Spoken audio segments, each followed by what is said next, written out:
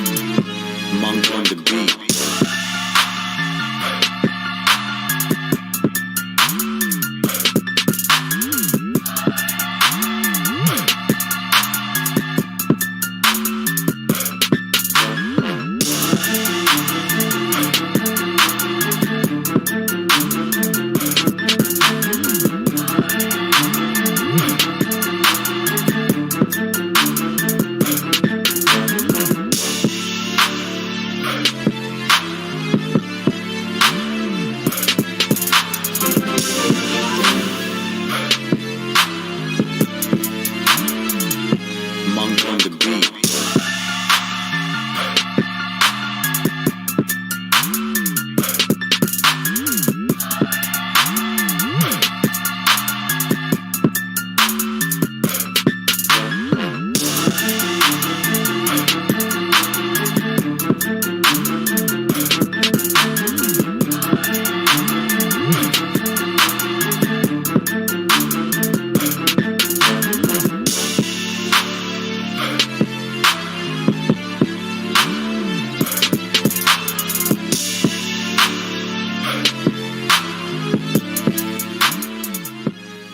the beat.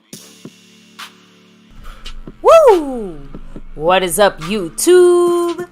My Cowboys family here.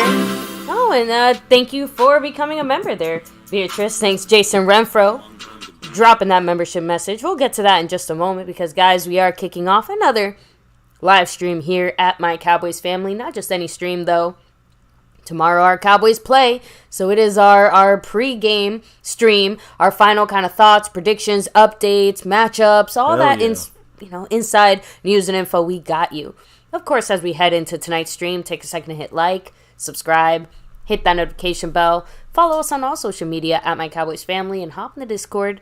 Link for that's in the description box down below. Yeah, now you see the intro, man, kicking in the door. Mr. Jason Renfro dropping that gifted membership. He also dropped some love in the Cash App, but we just got Dave Williams. He's congratulated to be in that membership. Why did he get the membership? Because of the man staying skeptical. Skeptical fan. Woo. Much love to him. Much love to all you guys. And hey, we're about to slice the heads off of these seagulls. But hey, we're going to talk about the preview of this thing, bold predictions and matchups. And tomorrow, at this point, we'll be talking about, hopefully, 9 wins for our Cowboys, 9-3. Yes. So appreciate you, Skeptical. Appreciate you, Jason Renfro. I'll do another shout out for Jason here in a minute. But baby, we got to open this thing up after everyone hits that like. And if you haven't subscribed, be a subscriber to the channel. Notification bell, you know the good stuff there. And then let's shout out those that make this world, this MCF world go around here on My Cowboys Family. An extra special thank you to the sponsor of the week and the Cash App King. He's repping it back to back on both. SnugX. We all know why he's here. Thank you so much, Snug. Appreciate you, of course. He's got that, again, overall sponsor of the week and the Cash App King side by side. 90s Cowboys. You got to love it. So, and of course, Mary Alvarez, much love to you. Representing it, Armstrong style there on the stream boss with 92 points. Hell yeah. And a big tip of the hat as well to the gifted membership queen, Mary Alvarez. Yes, much love to Mary. Now, who's on the list this week? You see it above there. Mary's on the list. Jason's on the list. And by the way, Jason now in second place by himself there in on the gifting board. But in first place, it's the man that stays skeptical. Skeptical fan. Woo! Much love to him, as he's currently got 5 on it. That's he's got right. 5 gifted memberships on there. Last week, Mary won it with 5. We'll see if it happens for Mr. Skeptical fan this week. He is currently up 5-2 over Jason Renfro, and then to 1 by Mary Alvarez on our leaderboard. Much love to everybody gifting the love there. That's one of the best ways of helping out the channel, and many other ways to help out the channel, but that's one of the best ways to help it out. Who's the leaders when it comes to, we know the Cash App, the gifting leader, but the overall leader right now and the Cash App leader sits the same person, guys, and it's not SnugX, it is Stanley Smith. Shout out to you, Stanley. Much love. Yeah, he's trying to get back those crowns that he had, right? The Cash App crown. We'll see if Stanley can ring it back over.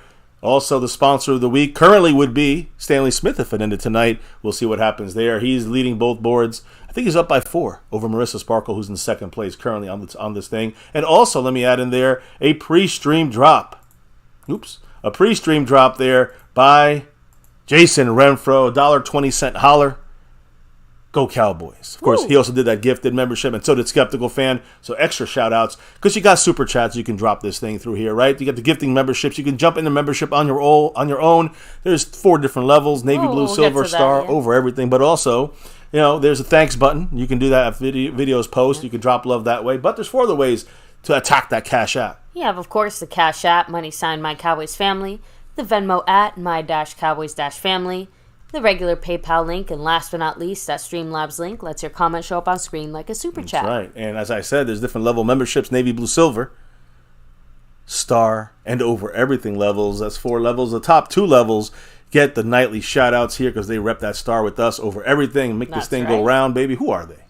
Thank you very much to Skeptical Fan, Jason Renfro, Lincoln Kane, Mary Alvarez, Andy Potched, Marissa Sparkle, The Lunatic, and over everything, Mr. Seabass. Yeah, much love to Seabass over everything. But there's league also of his own. He is, and there's also the Godfather, the Lunatic. You mentioned him a minute ago. He's got a very special raffle for everyone to know. If you were dropping love on the channel through any of these ways you just said, you will be entered eventually in this fantastic The Lunatic 4-prize raffle. 4 prizes. Packages, you can say, on some of these. We'll talk about it in a minute, but baby, how do they get in this thing if they want to try to get a chance to win one of these 4 fantastic prizes from the Lunatic? Of course, if you drop $10, bam, you're automatically entered, and they are cumulative, so to get to the 10, it adds up, and of course, every 10 on top of that is another entry, so those do stack. And membership has its perks because you do get an additional bonus entry for being an MCF member as well. So let's go ahead and touch on the 4 awesome prizes. And guys, it goes in order of victory, right? So if you win first place, you can pick from your choice. But this is more or less our ranking, right? 4th place, we have that awesome Cowboys car package. So, you're repping your wheels in pure Cowboy style. Flags, decals, license plate covers. Again, and by the way, this is set by the Lunatic. Remember that. The Lunatic's the man getting this thing set up. We're going what he said. So that's 4th place, but it could be first if you'd like. Hey, Skeptical Fan trying to get another membership, another raffle entry. Like you said, baby, you can stack them. And yeah, Skeptical's breaking into the next level there with that $2 holler. Woo, what did he say, Skeptical, baby? He said 31-17 final score prediction.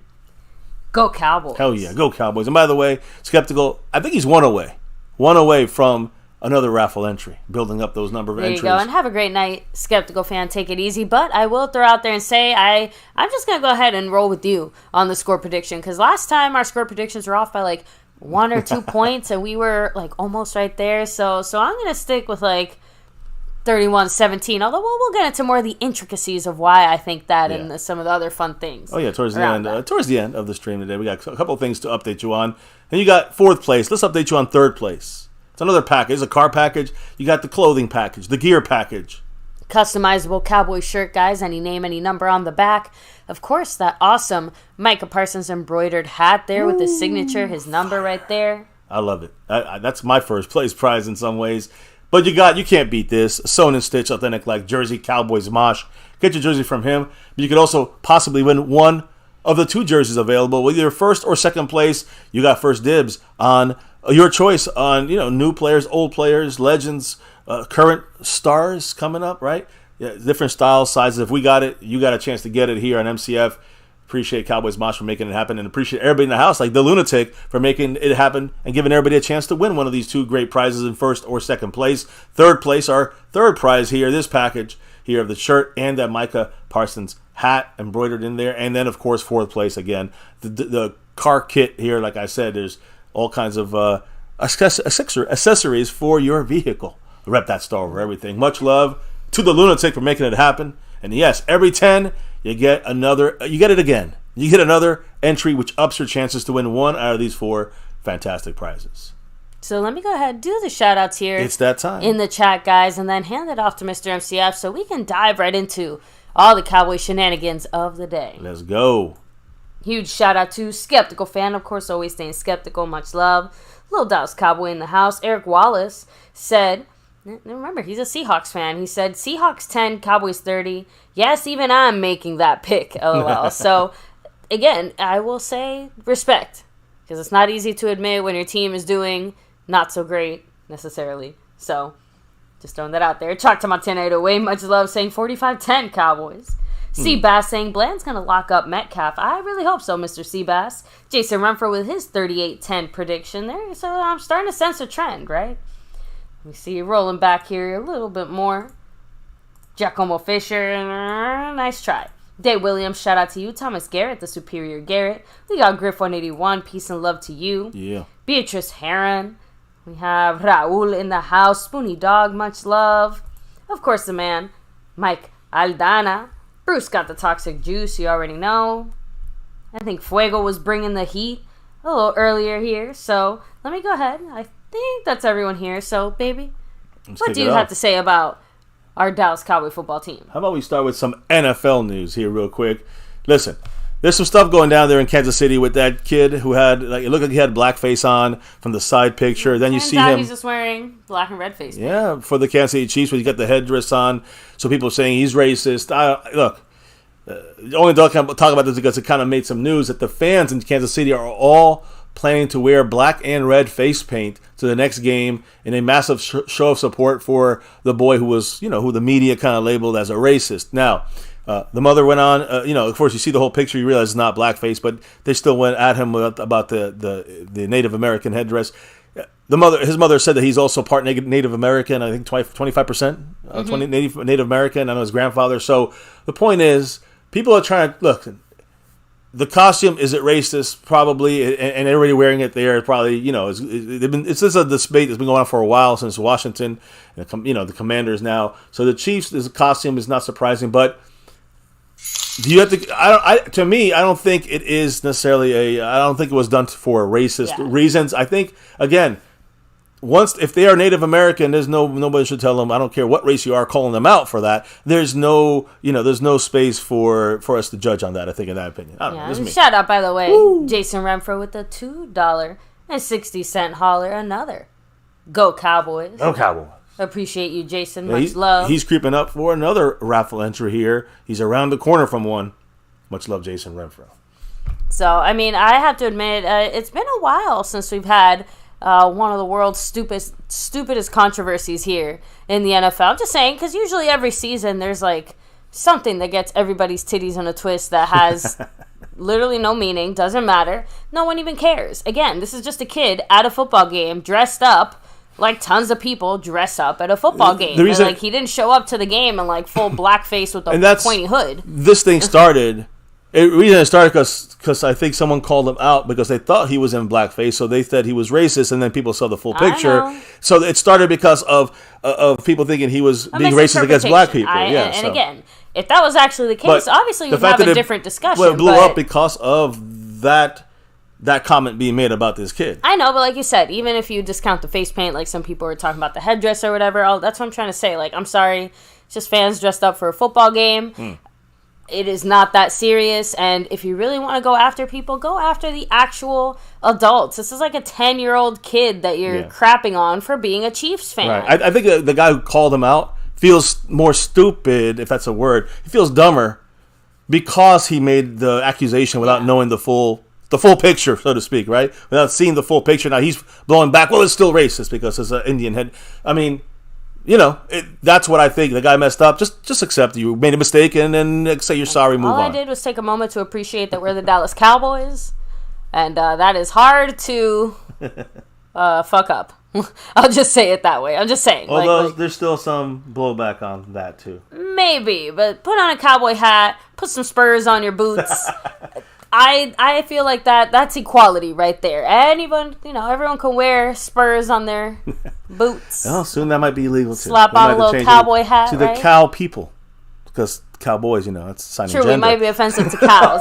No, or some, how that ultra left. Anyway, look, jokes aside, that's enough there. I'm just, like I said, we're not gonna go into the politics. All I'm saying is that it does make me extra appreciative that the types of controversies we have more to do with, our players snorting coke off a hooker's ass or something, and not necessarily, does our team have racist name origins or something? Do we have to change our entire branding? Do we have to completely rename our team, Washington? Whatever the freak you are. Just saying, there's a lot of nuance here. So I'm just glad we're Cowboy fans once again. Just got to appreciate it, right? Where's Dolly Parton? So shout out, by the way, Jacob Vasquez saying, "What's up, y'all? Long time no talk. He's in the house. Hope all is well and go Dallas." So thank you for coming through, Jacob Vasquez. Long time no see. Hopefully you're enjoying this season as much as we are. And thanks. I mentioned the $5 holler already. Oh, I didn't hear it. It hasn't come through yet. Okay. I'm not saying I didn't hear from you. Much love to Jacob Vasquez. That's what I started with. And he's about to drop that 5 on it. We got 6. We want 6. We got 5. We want 6, right? Much love, Jacob. Long time. One of the OGs here as well. Appreciate you dropping in here and saying hi. Go Cowboys. Tomorrow we'll be on here. Cameras on. Ready to root on our Cowboys, hopefully, to their 9th win of the season. There it is. The official drop. By the way, Jacob, in case you're interested, look at the bottom right, or if you hit exclamation point raffle, you'll see the raffle you can enter here. You're halfway there to a raffle entry, Jacob. I just always want to give everybody a fair chance. They don't have to get in it, but you're halfway there. If you want to get in the raffle, get at least one chance. You can stack them. You can keep stacking. You can have 20 raffle entries, but to at least have one, you're 5 away. So that's all. I gotta tell everybody that. Mary, by the way, is at 82 points on the Stream Boss. And technically, Bruce, that is exactly the controversy we're going to be talking about today once again. But yeah, it seems like, the biggest controversy right now is, Dak daring to have a child. Impregnate his girlfriend. Trust me, I got everything lined up for you guys. And Jerry daring to impregnate somebody at all. A lot of impregnation. A lot of pregnant people going around here from the Cowboys. Let's move from this Chiefs thing to Aaron Rodgers, who gave big props to Dak the other day. We talked about it. Aaron Rodgers tore his Achilles 79 days ago. Today, Robert Saleh, the head coach of the Jets, said that Aaron Rodgers has been cleared for functional football activity. Interesting. They're opening the 21-day window on Aaron Rodgers. In 3 weeks, he could possibly be back. Are you telling me that I should be doing ayahuasca so I can heal from my ACL injury or whatever the fuck? But here's the key, though. Aaron Rodgers this window opening up is not a return to play. Okay. People think he's going to play this year. I'm just going to let everybody know. It's the next step of his rehab. The window could just as easily close, and it's going to probably close in 3 weeks. And guess what happens? Like we talked about Hendershot. If it closes, he's on a 21-day window. Guess what's going to happen? He's out for the year. But he'll still be with the team, be able to guide guys on the field. Now he could be on the field working with these guys, physically on the field. The window will probably close, and Aaron Rodgers will probably still be on the injured list, so he will not play the rest of the year. But he's continuing to feel better, and the Jets need to win if they want to stay in the running here. His recovery continues through working with the team now, which he's allowed to do. And it's going to be like that for 3 weeks till he's out for the year, officially, even though he can still work with the team the rest of the year. He just can't play anymore. And that's the expectation, the probability. That's people are trying to say, he's going to come back. No. Just so everybody knows, Aaron Rodgers ain't coming back, but he's working with the team in the process of his rehab. And that's the way that goes. Now, the Browns, talking about coaches, Kevin Stefanski confirms that Joe Flacco, old man Flacco, is officially the backup to Dorian Thompson-Robinson, DTR from the Browns. Okay. And he's in the concussion protocol. So if he cannot go, Flacco will get the start for his former rival team there at the Browns. So again, we'll see what happens in the quarterback situation there for Cleveland. The Texans, they had a lot of movement today on their roster. Their offensive lineman, one of their best guys, Titus Howard, left Sunday's... Oh, shit. Got to jump for a second there because Chocolate Montana is giving his membership comment. Shout out to you, Montana 808. Choctaw Montana 808. Yeah. 23 months there. He said, I'm going to speak truth. Washington should have kept their logo. It represents my ancestors, and so does the Cowboys. If I'm considered an ass for standing up, then... So, and hey, trust me, we're not here to... be the ones to tell you or anybody else how they should be feeling about the name change or not. I mean, For me personally, I thought the history of the name should have been kept and that there's other ways around that. But as we all know, perception is reality. It almost does not matter what the origins was or what it was rooted in, because people now in our modern day and age in society perceive it as being racist, right? And have racist connotations, and obviously the Washington team felt that it was enough to obviously do something about it. Now, I have a feeling had Washington been more like the Chiefs in the sense of maybe less controversy, maybe less shenanigans, maybe a little more winning, a lot of people would have looked the other way. But because they sucked and because there was all sorts of other hinky shit going on there. A lot of shit going down. You know, I feel like that definitely contributed to it too. But I do feel a little sad that some of the history of that team, especially since Washington is such an old team too. Like, even I respect that a tiny bit. Right? So. By the way, baby, we also had Amazing Games drop an amazing 5 on it. Woo. And by the way, with that, he's now entered into 2 raffle entries here, along with the membership. If he's in the membership, I think Amazing Games in the membership. But that'd make it 3 for him right now, as he is now tied with Hannibal King in 5th place on the overall board. And also, like I said, by the way, let me stacking those raffle entries. Amazing Games' $5 holler drop there. Let's hear it. My MCF, what's up? What's up? West Coast, Best Coast. What's up? Number 26, Deron Bland from Fresno State. You know it, West Coast. Bulldog. Oh, yeah. Shout out to you, Amazing Games. And yeah, absolutely. Whatever's in that Cali water, please keep it up. Yeah. Right? I mean. Keep getting more Fresno State guys out from out there if they keep playing like that for us. And again, I will still toot our horn here with Tyrone Church. But I think it was Tyrone Church, but actually it wasn't him. I think it was just me there on that one. And he helped us with Terry Diggs. But we talked about Fresno State, Deron Bland, 4 months before he was drafted by the Cowboys as a possible pick. I would say 6th round at the time, but he got picked in the 5th, and man, he was worth the 1st. Let's go Cowboys. Right. So I love and it. the last thing I'll say here real quick, Mike Aldana, we're not necessarily politically correct. We're definitely not. Definitely not here on the MCF side of things, but we do try to obviously just be respectful to everyone, because to me it's not about political correctness, it's about respect. So we just ask, obviously, we have pretty simple rules here, right? No racial slurs. No, like directed hate. Yeah, and no people, spam. No spam. But I will say this too: like, we are basically, in case you're wondering, we've said it before. We're basically moderate. All right, so we're not going to be alt any side. No, we're not alt right and alt left. That's insanities to me. So we're right in the middle there, and we lean a little bit. We lean different ways. You can hear that after dark if you guys want. Hey, real quick, After dark, saying the problem is those who perceive it as racist are those who are ignorant and don't know anything. Those people are in the minority and should be ignored on principle. Unfortunately, Lusantis, that is a very loud minority. I think that we have all experienced in the last 10 to 15 years a very growing rise and a very loud part of minority opinions. When you say that, you mean like the minority of a voice, the smallest voices for whatever reason tend to be like extra loud. So the in this particular are case, the loudest, right? Obviously those voices were loud enough that an entire football franchise decided to ditch their name. So it might have been a small ignorant group of people, but they certainly had one heck of an impact. Just so everyone knows, no matter if it's whoever the president is or whatever the view of the world is, trust me on this. That wasn't the first name change we've had because of something like this with the Washington Commanders, and it won't be the last. Trust me. That's all. Not saying good or bad. I'm just saying it's not gonna be the last. You got to roll with the times, and that's what's gonna happen. So I'm cool with it. Whatever happens. But it used to be the Washington Ku Klux Klan, the Washington Klan, I guess. Yeah. Oh, Listen, right. they were owned by a real racist. The Washington Commanders. You read up that story. The Panthers owner was forced to sell, or he was racist. Right? He was racist too, but literally, like, he was demeaning. And look, the point I'm trying to say is, don't forget Bidwell, probably in Arizona, for sexual harassment there. We already know what happened. With all these other areas, all these other teams that are having these issues behind the scenes. You see Giacomo Fisher. You see, you have horrible taste in teams, but you have good taste in thoughts and mindsets, right? They'd rather us discuss this bullshit than worker empowerment or the actual things going on, which I feel like is part of the reason why you're hearing so many people now all of a sudden start to crap talk Dak as well over his personal family decisions. So let's keep it on football here. Let's keep it back on football. Though, if you want to talk some of this, we go after dark. And then you can hear MCF untethered. But here, it's about football. And that's the way we always promise to keep it, even if we have some other views on things we can discuss politically or, socially, whatever. That's over there and after dark.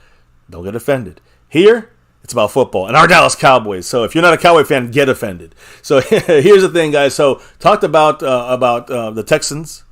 East Side, Least Side, East Side, Harold's team. Offensive lineman Titus Howard left the game on Sunday with a knee injury, expected to miss the rest of the season. And that was after testing today and MRIs and stuff. So the Texans today signed cornerback Desmond King. Then they placed offensive lineman Titus Howard on injury reserve. They waived Shaquille Griffin, formerly of the Seahawks, by the way. I think he was from the Seahawks. They reinstated Denzel Perryman, and they signed Matt Amendola to their practice squad, who, again, was released and then re-signed after waivers. They're still looking at Brett Maher. Have not signed him yet. An Eagle comment here real quick. Unfortunately, fuck the Eagles. Fuck Philly. But Deshaun Jackson, who I hate a lot, he officially retired after amazing 15-year career, but fuck him. He said, quote, I'll forever be an Eagle. Fuck him. Fuck him. I hate him, and he's always killed us when he's played us. I hate him. The Jets, they added somebody we know to our Cowboy team. Today, the Jets announced, through Twitter, by the way, that they had signed veteran cornerback Anthony Brown. He's been with the Pittsburgh Steelers this year, with the San Francisco 49ers, and, now he's with the New York Jets.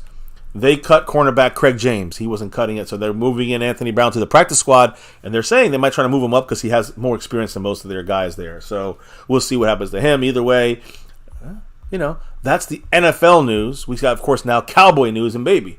Speaking of babies, let's start off with the brand new baby girl of Jerry Jones. I caught you guys off. You thought it was Dak Prescott. The defamation lawsuit against Cowboys owner Jerry Jones today officially refiled. So now Jerry Jones is facing a renewed claim that he and others defamed a woman who claims that Jerry Jones is her father. Baby, I know that they said this. What's some of the insight on this? Give me some update on what's going on here. Jerry Jones, again, getting called out because he was defaming the girl. So basically about a month ago, they as in the woman who claims to be his illegitimate daughter. Which we know it is, Very likely. But the point is that she tried to file a suit basically saying that Jerry Jones and his team were smack-talking her publicly to try to make her seem less credible and to try to make her claim look like a crazy gold-digging you-know-what. Right? So at first, when she first filed it about a month ago, they basically dismissed it and said, look, these are the reasons why we dismissed it. You can refile it if you do XYZ. So her and her lawyer and her legal team obviously did XYZ, refiled it. Looks like this filing was accepted. So remember, they're trying to paint her as an extortionist, that she's trying to extort Jerry Jones. Yeah, which is included in some of the newer claims that are being made, specifically saying that, Jerry and his team launched a PR campaign, quote, based knowingly on false statements and accusations. And she specifically calls out Don Van Natta Jr., of ESPN.com, who wrote some of the original stories that some of us probably all kind of saw. He probably slanted it pro Jerry. Exactly. So she's just claiming that, hey, clearly there's a little bit of something going on. This guy was basically, working together with Jerry's side of things, right? Jerry's team. Yeah. Right? It wasn't specific on who exactly, whether it was his lawyers or someone just from Jerry's camp. But they ensured all news outlets reported the statements that defendant Wilkinson had given to Van Natta. So basically, that's the Jerry Jones side. Yeah. So basically, they were just making sure that all these kind of things that looked not great were the things that were making headlines and getting spread.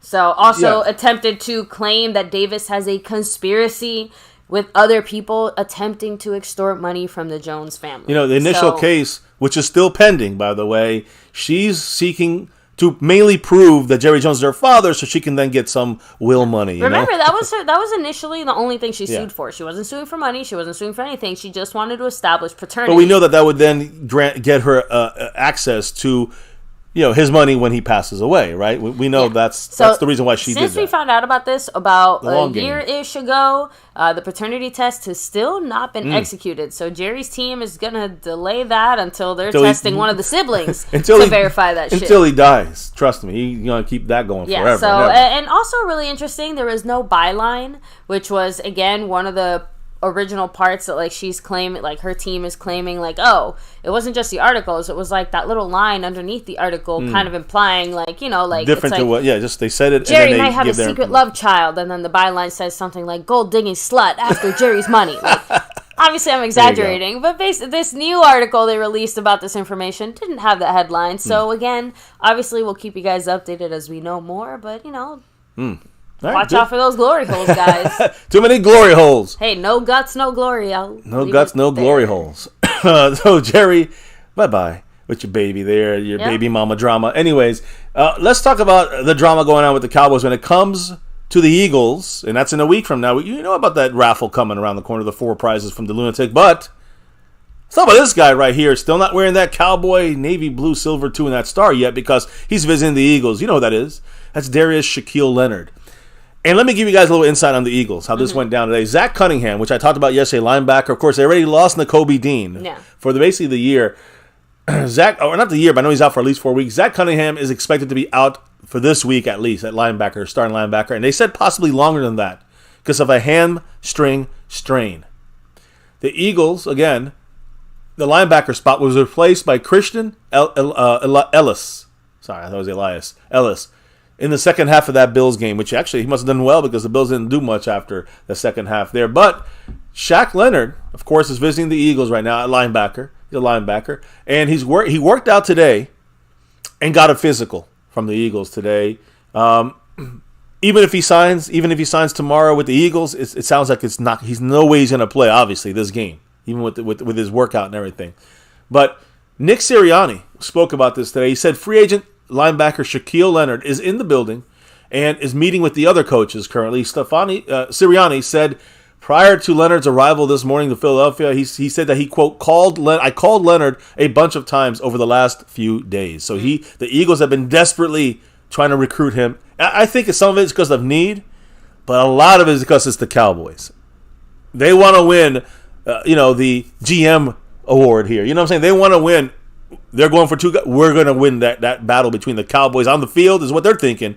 And, of course, off the field, too, with a guy like this that both sides, both fan bases kind of hyped up to want. Now, I don't think he's going to be a game changer. I think the Eagles might be over pushing his value. They might pay him too much, and he might stay in Philly. So what's the update here, guys? Because we know he finished at the end of the day, of course, Shaquille Leonard visited the Eagles, of course, today. Visited Cowboys yesterday. And the word is he's expected to, and we know it's already kind of that way, he's going to make a decision over the weekend.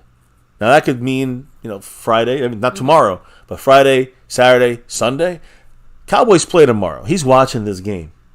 The Eagles play Sunday against the Niners. He's watching that game. Don't expect anything until Sunday night or Monday. I would say that at the latest. But it could be earlier, I guess. The Cowboys show him something he likes. Boom, it's done. But little last second update on Mr. Darius Leonard. Brian Baldinger, Baldy's breakdowns. He told today on 105 Through the Fan, he was on there, in regards to Shaq Leonard, that he thinks Shaq Leonard is leaning towards the Cowboys. That's an insight there from someone who kind of knows him. And here's what he said when Brian Baldinger said this on 105 Through the Fan about Shaq Leonard, quote, he's a little measured, but I hear he's favoring the Cowboys at this point, end quote. That says something. I don't know if that's not the answer, but how at least exactly how much actual truth there is in that. Baldinger I'll leave you to decide, but yeah, he's not exactly a bullshitter. No, he's not. Baldinger said if Brian Baldinger says it, he knows something. I'm not saying he has the final answer, but he sounds like Leonard, when he left Dallas, definitely was leaning towards Dallas, and it sounds like he might still be leaning that way. We'll have to wait and see. It's not about the money. It's about the playing time, the eyes on him, and the chance to win a ring. So, and he gets that from either team, but you get more when you're America's team, you know what I mean? And plus a better tax break when it comes to the state taxes, right? Anyways. I was just about to say, if all things were quote-unquote equal, what exactly would be the difference maker between Philly and Dallas? I think if he waits, when we're putting money to the side, right? If he waits, because both teams are obviously contenders, but if you have to give it to one or the other right at this moment, obviously the Eagles kind of get that one a little bit. Well, at this moment, but there's a key thing here. He's waiting for this weekend. That to me tells me everything I need to hear. Okay. Both teams want him. The money is fine. It's about which team he sees himself better in. Okay. If the Eagles, so maybe defensive scheme might also play a bigger part. I think also defensive coaching. Someone like Dan Quinn is going to give him a leaning towards the Cowboys. You got to also remember the Eagles. Let me rephrase this. So everyone, I've said this last night. I hope Darius Leonard is listening. But if he's with the Eagles, they're going to require him to be in pass coverage much more than he is in Dallas. And whether he thinks he can do it or not, that's his weakness, is pass coverage. So if he wants to show out best, he might get a ring with the Eagles. He might help them, whatever. But if he want to show out where he's going to do best on the fucking field, then Dallas is the place for him. Dallas will use him to stop that run, and he will be a stalwart run stopper for the Cowboys. Yeah, the final thing I'll kind of throw out there in regards to this specifically, Dan Quinn is very good at finding creative ways to use guys based on their skill set. Not so much putting them in a box because you're a middle linebacker, so that's what you are and that's what you're going to do. And no, he looks at what you can do well, and he'll find a way to use you there. It's the reason Marquise Bell has been playing our stopgap linebacker basically this entire time. Although, I do want to make something clear that I think maybe hasn't been clear before. I think a lot of people are looking at Marquise Bell as like the long-term solution. He is a stopgap measure. He is a guy filling in right now because someone needed to step up and do the job. He did. But the Cowboys are, I don't want to say looking for a replacement for him there, just looking to take some of the beatings off of him. Exactly. He's getting crushed. By the playoffs, he will be broken. And size-wise, too, guys, again, on a short-term basis, he can hang. But even an entire season at that point, like you said, being so outweighed and so physically outmatched by guys, like that is going to take a toll. Marquise Bell is losing years off of his career if he keeps going like this. Again, I think he can, get through a year, but he's going to be less powerful. He's going to be less, able to kind of be consistent through a game and through the end of the season, right? So if Marquise Bell continues this route, you're going to see the same thing happen to Micah Parsons last year. But at least Micah's ready this year. Marquise Bell would get worse and worse as the season continues. And he's still sticking right there, trust me. But he's at the brink where I think we know we need to give him help in there. Ease him off a little bit on the run stuff, but he can still help out if he plays some safety for us. And you bring him in on passing downs as linebacker, that's a no-brainer. If you leave in Darius Leonard on passing downs, Dan Quinn's messing up. So that's the way it's going to be. I meant the edge more as far as like overall top contending teams, not necessarily when it comes to playtime or their linebacker. Well, playtime in Dallas, he would get more time. Again, the reason is I think is because when you look at Philly, they're both of their backups are in there now. I know. I didn't say. Again, I never said anything about playtime. I never said anything. I'm just saying that if you're just looking at teams who are contenders and you're trying to pick the team that gives you the best chance of getting a ring, and you're looking at Dallas and you're looking at Philly, I would not blame Leonard if he looks at Philly and chooses to go in that direction based off of the way that the teams are currently going now. Again, the one team he should look at, if he's looking at the best team, he should look at the Niners. That's the team he should look at. But the point is, it's they're not looking for him. Exactly. And so it's the Cowboys and Eagles. It's the teams that are looking for you that are also good. And the thing I'm trying to say is that it's a tough choice, not because the Eagles are better or because the Cowboys are better. That's opinion, that's bias. The reason is because both these teams are good. And he knows both these teams can win the Super Bowl. Then that's the reason why he's taking longer to think about this. Although the edge seems to go to Dallas right now. And again, a lot of people are saying that this could make the difference. I don't know if it'll make the difference, but it definitely is something that could help the Cowboys. I think, and him more than it is with the Eagles is what I'm trying to say. Anyways. Yeah, no, it's all good. But Jacob Vasquez looking out there. Leonard got cut by Indy. Are you sure we want him? It's like a manager at a fast food establishment leaving to make a difference at a Ruth's Chris. I get the comparison there, but it was about the money and playing time in Indianapolis.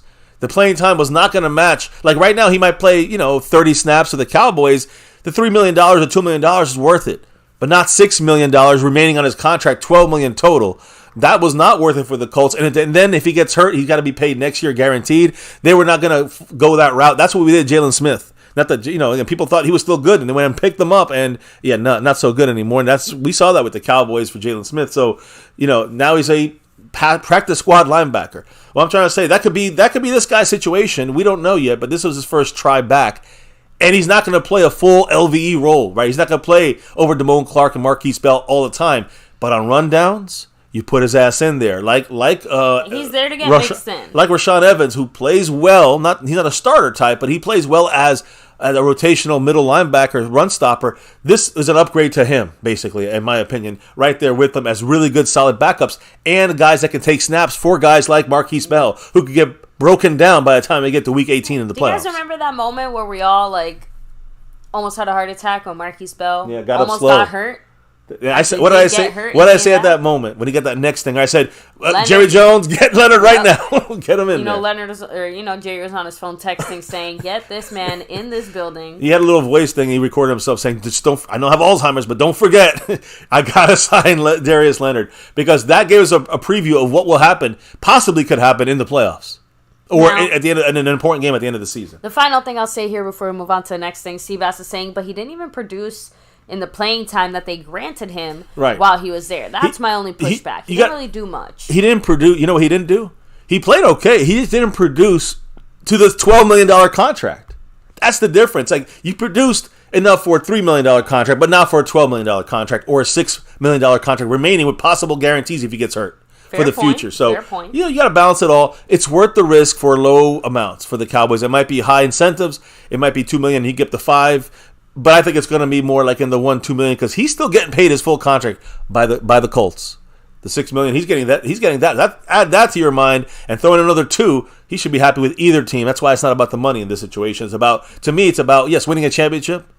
But you got to remember, what is he there for, guys? This is his career. So he's here to kind of find his career. He's got to look good. He's got to get playing time. He's got to get eyeballs on him. Cowboys are basically, if you can get the Cowboys on national TV, you got them. They're going to be on national TV. Eagles, yeah, it's great, and they got a lot of viewers this year. But we know everyone's always watching the Cowboys every fucking week. That's it, and we're good. So he knows that. So he's leaning towards the Cowboys. That's a smart move. Hey, here we go. Here we go. We're going to talk about that in a little bit too. So, anyways, that's it for the. I mean, I think that's more or less it. I want to make sure we don't, spend 30 minutes just on Leonard in the sense that just a couple of quick comments. I don't know if we hit up all the comments in there, but okay, if we did, we did. When it comes to the comments there, now McCarthy. You got to remember, this is, again, we heard from them yesterday, but McCarthy did not speak today because it's a Saturday, technically, for the week. It's a Saturday, Sunday is the game, tomorrow's the game. So, of course, a Wednesday. No McCarthy today. And so they follow their usual regimen. Today was going to be a little tougher practice than yesterday's practice, which is a little bit of a change. Right before, you're saying right before the game. This is a morning practice. Why? Because the game is at night tomorrow. So it's almost like 2 days buffer there. It's not just it's going to be like 1, at 12 or 3 in the afternoon. It's going to be a night game, all right, 7, 8 o'clock at night, depending on your coast, but on your time zone. But the thing is, no McCarthy, practice a little bit stringent, and we have the final game designations, practice report here from our Cowboys after today. Every player on the Cowboys roster, including Micah Parsons, who was sick with an illness, everybody listed as a full participant in today's injury report. At this point of the day, when this was released, not one player on our 53-man roster, actually it's still the way it is, not one player on our 53-man roster carries a game designation for Thursday's game against the Seattle Seahawks. And I'm talking about Rico Dowdle with the ankle, good to go, full practice. Dante Fowler, full practice, good to go. Peyton Hendershot, I want to keep him in an asterisk because he's still on that 21-day window. So that means we got till after the game to get him back on our roster. But right now, Hendershot with the ankle, full practice all week. And at this point, no game designation. Jaron Kearse with the back, full practice 2 days in a row, good to go. Micah Parsons back, full practice after being sick, full go. Mozzie Smith with the shoulder all week, full practice, good to go. And Tyrus Wheat, concussion protocol, but he's out of it. Full practice for 2 days. He's good to go. So nobody out for the game on our 53-man roster. Everyone's a full go.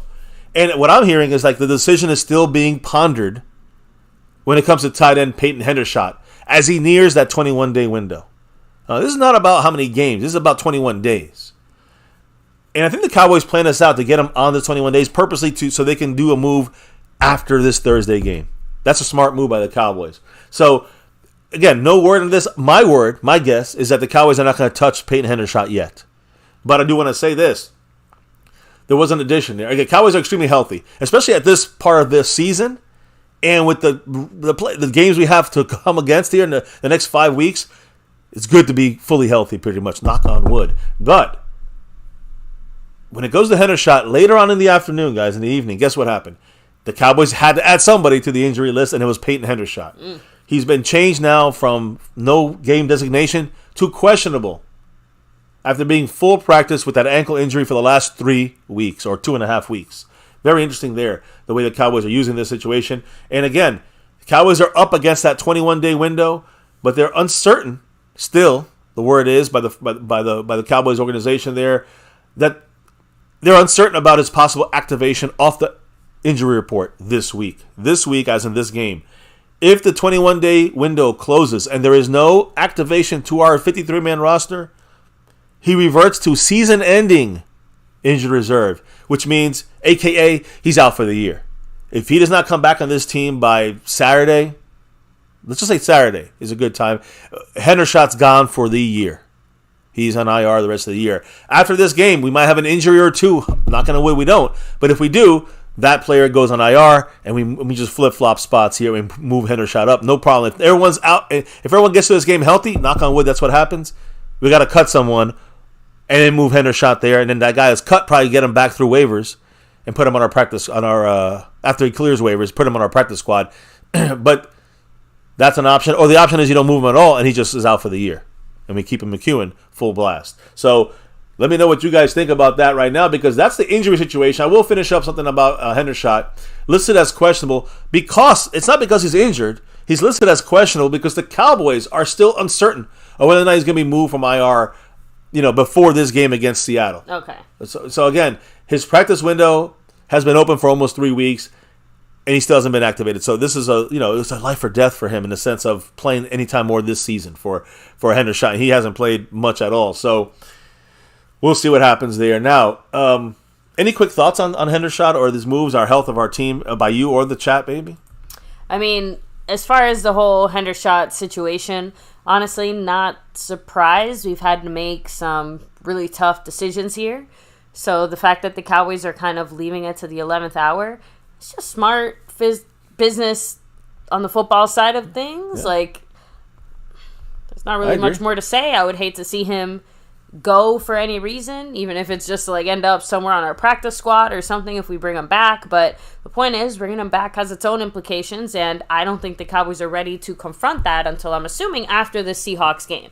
So, maybe Gotcha. we see something Hendershot related after that, because it'll be just on that border of that 3-week range, but it still falls. I'm just saying, we have a few extra days to figure that out. The Cowboys did this on purpose. Right now for this game, we need people other than... They did it on purpose because they knew they would have to get him on here after this game, and that was they were holding out as long as they can. And now it's time, I guess, last chance to get Hendershot on the squad here. So, anybody else have any thoughts on this, baby, in the chat, or any comments on Hendershot or the injury situation for our Cowboys? Are we good to go? Let me see. Sorry, we got some back and forth discussions there on the Seahawks. So not necessarily our current topic, but Jacob Vasquez is out there. Yeah, better than making a decision. It's better to make a decision with the 10-day window in between the games. Loon Santos said, I would keep things like they are, just let Hendershot hit IR. I mean, that's the other option. Another possibility. Yeah. Again, I knowing McCarthy and the way he likes his tight ends, and I'm going to also throw out there the slight disappointment in Schoonmaker, I actually think that makes Hendershot slightly more of a priority. The word is, though, because of Schoonmaker kind of getting on track a little bit by the Cowboy coaches, they're kind of saying he's good to go. So that is what's holding him from being put on this team right now. Hendershot, I think, is more the fact that Schoonmaker is getting to the point where they're going to get him in a place where they can use him and more trusting in him. But we'll have to wait and see. McEwen, to me, worst case is McEwen gets cut, and no one's going to pick him off waivers, guys. Trust me. And he goes through waivers. You put him on the practice squad, and he's back to our 4th tight end. There you go. That's it. So let's again. I do want to, before we get. I guess we're going to get into this Seattle matchup now. I did want to remind everybody to take a second to hit like, subscribe, hit that notification bell, follow us on all social media at MyCowboysFamily, of course. Hop in the Discord. The link for that's in the description box down below. And we got to give the extra special shout-outs to the people on the representation side of the board, like your sponsor of the week and Cash App King, SnugX. Woo, Snug. And your stream boss and membership queen, yes, Mary Alvarez. Much love. She's the stream queen. So the king and queen. Yeah, they're up there. Mary and Snug. Appreciate both of you guys. And as far as the leaders are concerned, Skeptical Fan still in the lead on the gifting board. You got Mr. Stanley Smith in the lead on both the Cash App board and overall board. We'll see what happens. And of course, baby, don't forget the Lunatic, always on the board. because of this right here, a Yes, 4-prize raffle. We have an extra special raffle happening right now. You drop $10, bam, you're automatically entered. You drop an additional 10, guess what? Every $10 on top of that keeps stacking entries. Yeah, so unlimited entries there. And the initial entries, of course, do stack as well. So, 2 5s. Yeah, exactly. Yeah. And also, 5 twos, you said however the heck. membership bonus, like you said. Membership has its perks. Members all get bonus additional entries into that raffle. Yep, and of course, what are the prizes you can win? There's 4 different prizes. Baby, let them know. Of course, you have this awesome Cowboys car package, right? You have some nice decals, a little license plate, a few other things to make sure you're riding in Cowboy style. And of course, in third place, we have the customizable Cowboy shirt, any name, any number on the back, and the embroidered Micah Parsons signature hat with the 11 and his signature there on the side. And in first and second place, respectively, because it is 2 separate winners there. An authentic, stitched-in jersey and your choice of player, style, size, again, as long as we have it available. Old school, new school, all kinds. All kinds of players available. Go Cowboys. Great stuff there, Cowboys Mosh, but greater stuff brought to you by The Lunatic. Right now we got people filling up here for this raffle and people adding raffle entries to try to up their chances to win one of these 4 great prizes. And again, you see us choking out an Eagle. That's for next week. I know we got the Seahawks this week. There's 2 birds. They're similar. The Eagles halftime is when this drawing occurs. So keep in mind, you got time to still jump in. You got time to build on this throughout the next week and a half or so. But we're not going to be on a lot the end of this week, this weekend. Keep that in mind. The Cowboys have a 10-day break. We're going to actually have an MCF birthday celebration, I think, here at the home front. So, we're going to be a little busier on this weekend. It's perfect. My birthday weekend, all I want is a Cowboys victory against the Seahawks. That's the only present you want under your Christmas tree. Well, again, but this, for my birthday, give me a victory over the Seahawks. That's all. Simple. Not that bad. Not, is that so much to ask for against these fucking sea chickens? Apparently it might be. No, it won't be. It can't be. Cowboys have to do this to be the team we expect to see in the playoffs and hopefully making a run. But about our opponent, the Seahawks, injury updates, right? When it comes to who's out for this game, guard Phil Haynes. He's a starter. Keep that in mind, guys. Phil Haynes, their right guard, is not going to be replaced by Anthony Bradford, who is, currently a rookie and has not done that good. So already you're seeing a problem. Already you can see a key attack at that A gap from Micah Parsons. Their center is having problems. We can really cut through there and create issues. So their starting guard out for the game. Although I have heard that Anthony Bradford, the rookie there, number 75, who will play right guard, their numbers are about the same. About the same there. Now, which means not good, both of them. Doubtful for this game. Drake Young, wide receiver, has an abdomen issue. I know that questionable for this game. Leonard Williams, he's a guy to watch. He's one of their best defensive players there with the ankle. Tight end Will Dissly with the hip. And receiver D. Eskridge, who still questionable, even though he kind of was downgraded in the middle of the week from limited to out. So but I just want to make a point here, a couple points, that with the biggest issue for them is really their running back, Kenneth Walker. Okay. Kenneth Walker III, he has an oblique strain, and he missed last week's game. Guess what, guys? He is listed as doubtful for this game. And doubtful means means you're not making it. Doubtful basically means out. Max Crosby is the only guy in this season that has played been doubtful and played in that game. This last week it happened. So don't expect Kenneth Walker to play. He's pretty much out of this game. Without Kenneth Walker, their number 1 running back, you have to look at Zach Charbonnet, a rookie. Again, another rookie has to step up for the Seahawks. In that loss to San Francisco, Zach Charbonnet was the Seahawks' lead back last Thursday. And he played 87% of the offense. Oh, shoot. Jason Renfro dropping that dollar holla. Woo! And that Go Cowboys right there. Thank you, Jason. Appreciate you, JR, repping that star for everything. That's right. Much love, Jason. Yeah, so again, I know I said it there in the middle, but Zach Charbonnet, the running back, played 87% of the snaps against in his last game as the starting running back without Kenneth Walker. So a lot of Zach Charbonnet, he's, again, tough runner. He's a hard hitter when he runs, a little smaller, but he still can hurt you. So takes a lot. Obviously, he can handle a lot of the snaps, of the snap count in this game.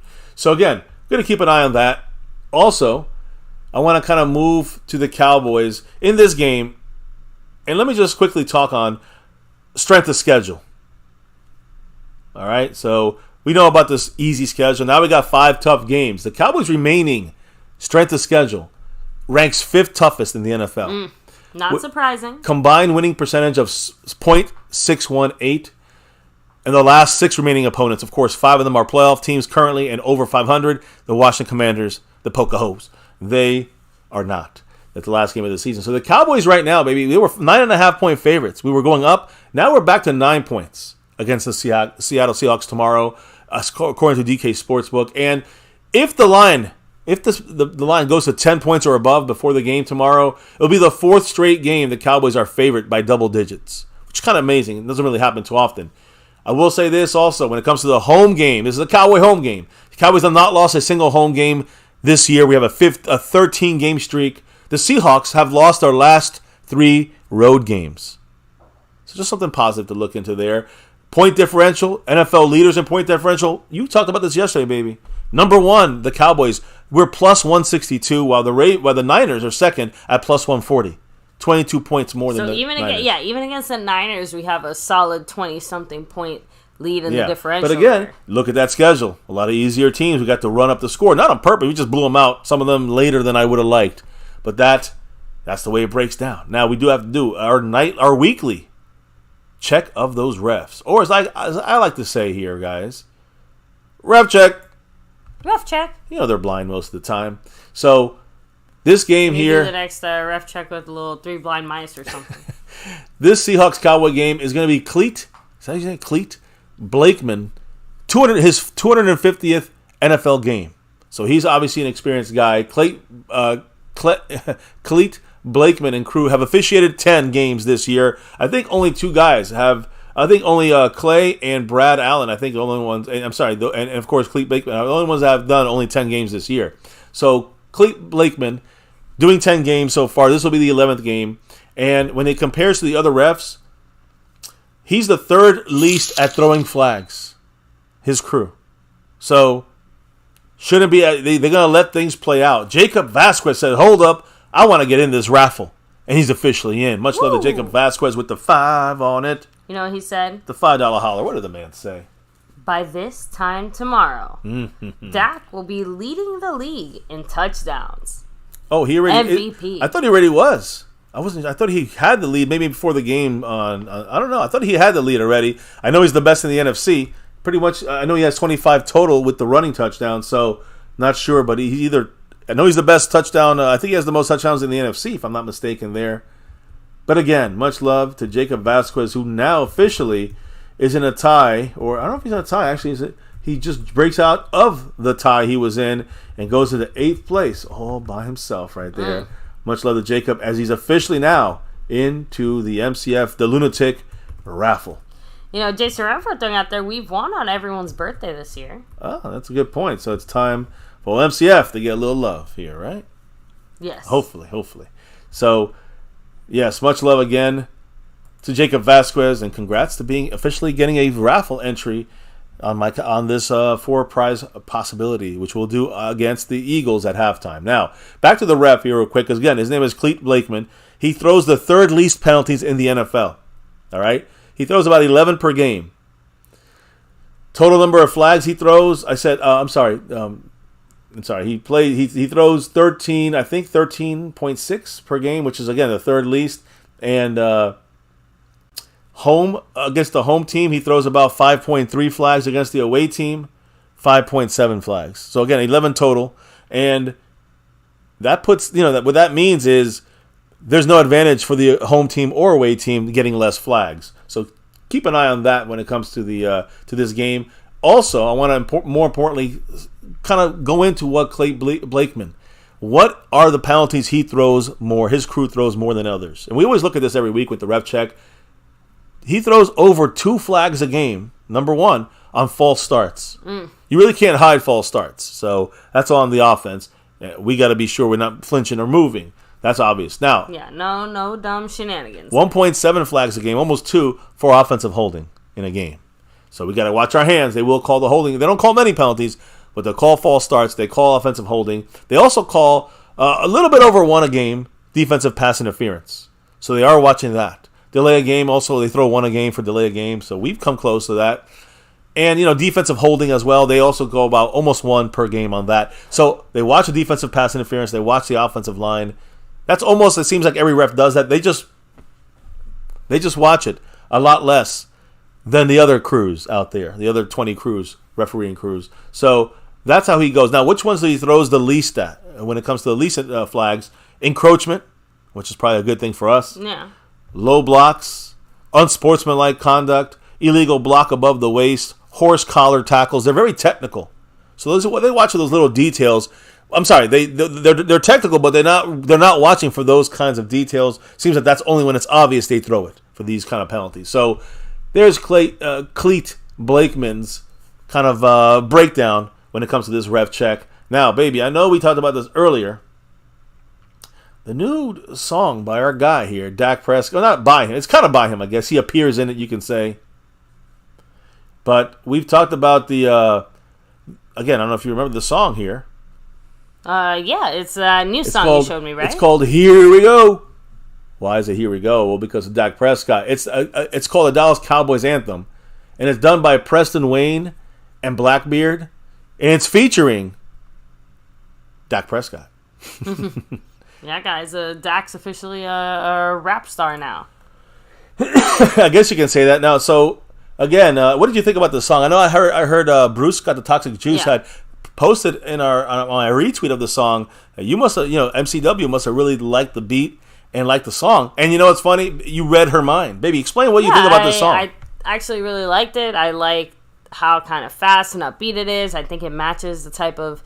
And when I think of Cowboys, it matches the tempo that I mentally think of our Cowboys.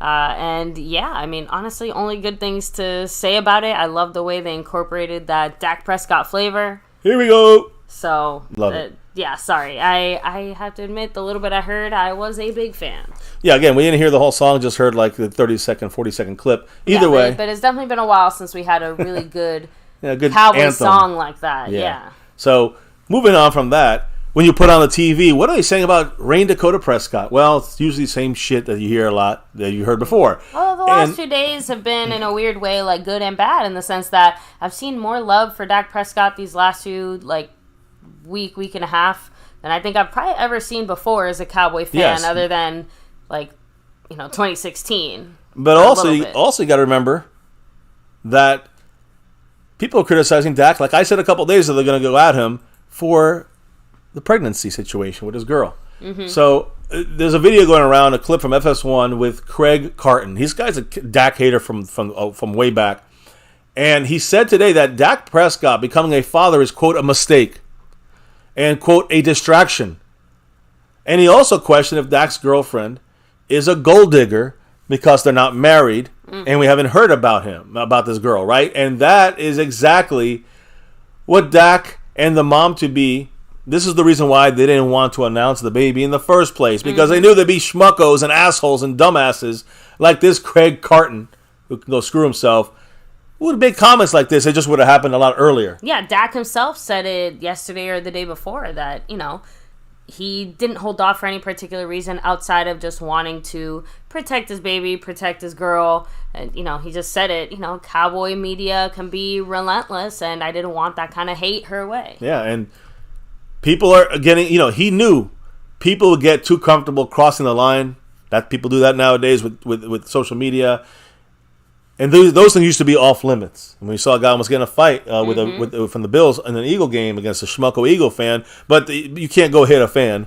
And that's what you saw there. And these fans are still crossing the lines because they're threatening his family, supposedly. So there's another situation. Limits, but, if you weren't physically standing in front of each other to fight, then the fight was over or done with or not happening. My point is that now with the internet and other things like that, basically you can keep on fighting all the live long day if that's what you want. Yeah, I mean, listen, Dak stopping. Dak becoming a dad is what these fucking idiot people decide is now a problem. People that hate the Cowboys and hate that star in our helmet, they hate us so much they hate the people wearing it, and Dak Prescott is just another victim of that. What's the chat thinking about this, baby? I'm curious. I gotta know. So, let me see. Prince Jackson said, "Thank Rodgers for that newfound respect for Dak." That's a big jump in popularity after Rodgers said that. Having the Aaron Rodgers seal of approval does go a long way towards fans saying, hey, maybe the kid's not half bad. I also have to wonder if seeing even top NFL quarterbacks struggle so bad this year, just gives you a greater appreciation for what Dak is doing, and also isn't doing in the sense of picks too. Yeah. Turning over the ball, making the type of dumb mistakes that we've been seeing continuously from some of these other teams and some of these other QBs. I'm curious, the grass is always greener, but I think we're starting to realize, well, maybe it's green where you water it. You gotta remember, to me, Dak already knew he was gonna be a dad playing crappier defenses for the most part, other than the Panthers when it comes to their defense. But, Dak Prescott has been playing some of the best football, not because he's playing against not only crappy teams or crappy defenses, but also because he's playing crazily good. Listen, we played some fucking bad teams at the beginning of the season, and we didn't really control the game on offense the way we've been doing against the bad teams now. I mean, let's be honest, right? I mean, that's a fair... We call bad teams early versus bad teams later on in our schedule. Tell me it's not a difference, because obviously it is. And it's not just the score or the blowout, it's the way Dak is playing. It's the way Dak's reading this offense and seeing the offense and the other guys as well, because this is all about... In the end, everybody's got to do it on the field, but like I always be very hard on these coaches, this is all about McCarthy. McCarthy's the one that made this thing go forward. He opened the offense up, thank goodness. Yeah, Bruce got to talk to Drew Sterling out there. Going after a man's upcoming kid is a new low. Yeah, and that's Dak knew this would be the case. That's why he said, let's wait until you can't hide that baby bump anymore. I agree. So, and honestly, even unless this lady has shown like signs of like gold digging or whatever the heck, some people work on different timelines. So unless you're Dak's brother or Dak's close friend or whatever, like who the heck are we to sit there and say what Dak is doing is or isn't okay? Plus, it doesn't matter anymore. She's already knocked up. Like, it already happened. It's too late now. Accept it, yeah. And let's hope for the best for his new, brand new little daughter when she comes out there, girl dad for Dak. Exactly. And, of course, his wife. Always the best for both of them. And, of course, Dak Prescott in this trio. So we'll see what happens with this going forward. But, hey, look, Dak's playing lights out. And right now he's risen to 4th in the MVP race. This is the latest Dak's been in the MVP race in his career. So in case you didn't know, now you know, like Biggie said. So, again, Jalen Hurts right now, 140 to 1 odds. Patrick Mahomes, 350 to 1 odds. Lamar Jackson, 400 to 1 odds. And then Dak Prescott, 700 to 1 odds. Well, you got Tua at 900 to 1. Brock Purdy at 1,400 to 1. McCaffrey at 1,600 to 1. And rookie quarterback for the Houston Texans, C.J. Stroud, 2,000 to 1 odds. But Dak up there in the 700 to 1 odds. If he has a good game against Seattle and has another one of those slice and dice games against the Eagles, you'll see Dak at least 3rd on this list, maybe higher, maybe over guys like Mahomes and Hurts. We got to see what happens, because now if you're thinking Dak can beat Cowboys can beat the Seahawks and the Eagles, I mean Hurts loses, and that would hurt him in this overall. We're hoping it hurts him on the overall MVP race. Now, I want to also add to this, not just forget the stats for a second. Look at the efficiency numbers. He's having his best efficiency season since his rookie year. Remember that rookie year? What was he doing a lot? Dak and the dink and Daks, right? We'd always dump it down. This would be high completion percentages. Yep. The offensive game plan was also very simplified and straightforward to not overwhelm Dak. And that was 8 years ago, right? That's Dak Prescott, and he had great efficiency that year, but we knew that it was because it was a safe, conservative offense. Right now, this is not a conservative offense anymore. This offense now is attacking down the field, and Dak is putting up the same numbers, similar numbers efficiency-wise as he did in his rookie year. That's the growth. You want to know what the growth is for Dak? There you go. That's the Dak growth. He was getting these high numbers, the highest in his career in his rookie year, and he's almost matched that now, and he's attacking down the field. It's a whole different offense, a whole different Dak than we had back in 2016. Oh, yeah. So you're seeing it now, and people say, well, Dak didn't get... Shut the fuck up. Dak got unbelievably better, and just respect the guy and move on. And you're not a real fan if you don't see that. I don't know what to say. So when it comes to the red zone interceptions for the Cowboys versus the Seahawks, when it comes to in the red zone, how we're going to see this thing go, and you got those tight window throws. When you have the Cowboy passing in the red zone, Dak in this offense, 11 completions in the red zone. That's tied for 3rd in the NFL. 89 yards in the red zone. That is also number 1 in the NFL. We have 0. I think it was like what? This is our defense. I think. I think red zone interceptions. I'm sorry here, guys. Let me a second here. Red zone interceptions for the Cowboys versus. So this is our defense. I'm sorry. We have allowed only 11 completions. My fault. Cowboy defense. Let me get Dak out the way for a second. Because it's about Geno Smith and the offense. So this Seattle offense with Geno Smith, you see him there, number 7. When it comes to the tight window throws with the Cowboy defense, 11 completions, tied for third in the NFL for the defense and the Cowboys. 89 yards, that's first in the NFL for the Cowboys. Only 89 yards in the red zone. I mean, that's like 4 red zone trips and a half. I mean, that's in the whole season right now. No touchdowns allowed in the red zone. 4 interceptions that's number 1 in the NFL. By the way, 89 yards allowed, also number 1 by the defense in the NFL. And we only allow a .8 passer rating in the red zone. That is also number 1 in the NFL. So Geno Smith's tight window throwing, his tight window rate in the red zone, he's trying to squeeze that ball in there in a lot of tight windows, 31.3% of the time. That's almost every 3 passes. One of those passes are in a tight window, which means the pick can come. Interception can come. So watch Geno Smith in the red zone if he gets in there. Let's keep an eye out to see how the Cowboys hopefully keep him out of the end zone, and also hopefully can even get a turnover in there and force him to get some tight throws in there, because that's what he's going to have to do, and he's having problems there. The Cowboys are fantastic in the red zone, so get ready. That's a matchup we're going to keep our eyes on. When you look back to the offense, I don't know, I jumped it around there. When you look to our offense against this Seattle defense, right? Scoring wise, guys, let's put Dak Prescott up on there. When it comes to scoring drives, the best percentages in the NFL scoring points on drives, the Dallas Cowboys are number 1 in the NFL. 48.7% of the time we're putting points up on the board. The Eagles, 45.4%. They're second. And the Niners, 45%. They're third. So you're seeing all these top teams are the ones that can score. Offensively, it's the Cowboys, the Cowboys, the Eagles, and the Niners when it comes to scoring percentages. The Cowboys offense has scored on 79%. We've scored on 79% of our attempts when inside the red zone in the last 3 weeks. Remember, we couldn't score a point on a touchdown in the red zone? We're almost 80% in the last 3 weeks in the red zone, scoring touchdowns there, guys. I'm sorry, scoring points. And that's the second highest currently in the NFL. Flip it over to the Seahawks defense. They've allowed opponents to score on 67% of the time inside the red zone in the last 3 games. That's the 4th worst in the NFL. When you break it down, guys, I mean, our numbers go up to 80% against, in the last 3 weeks when it comes to scoring in the red zone. The Seahawks numbers, they allow almost 70% of the time the teams to score on them in the red zone over the last 3 weeks. Again, that's second best for us, 4th worst for them. So our offense gets in that red zone, we should be scoring some touchdowns.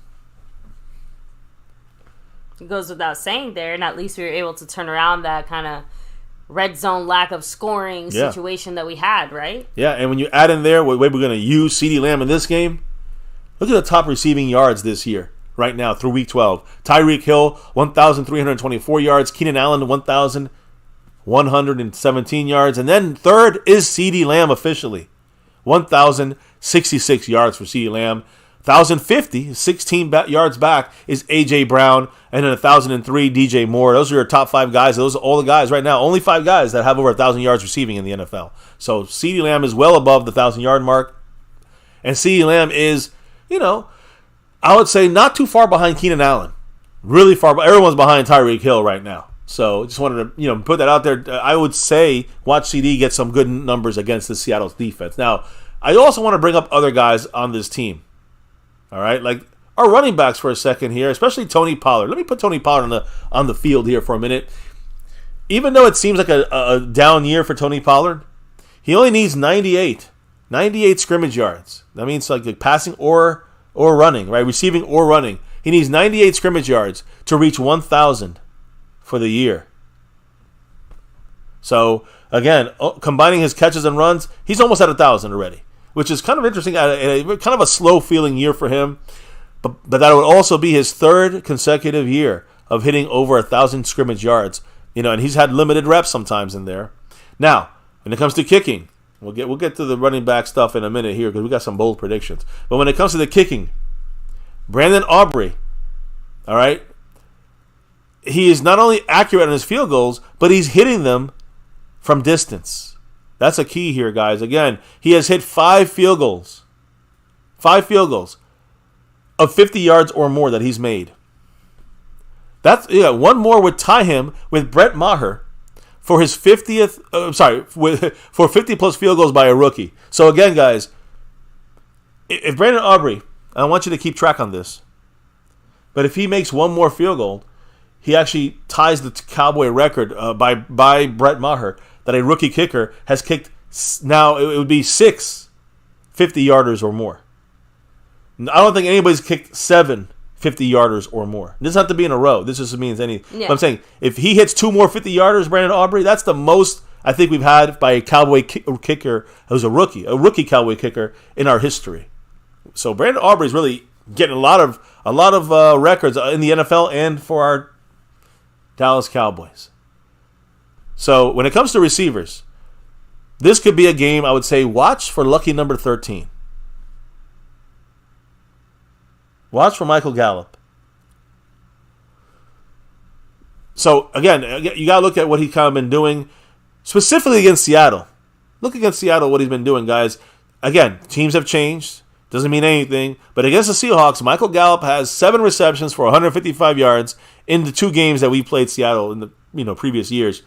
So he's averaging over 22 yards, 22.1 yards per average on those receptions. And he also has a touchdown on those, get 1 touchdown against the Seahawks in 2 games.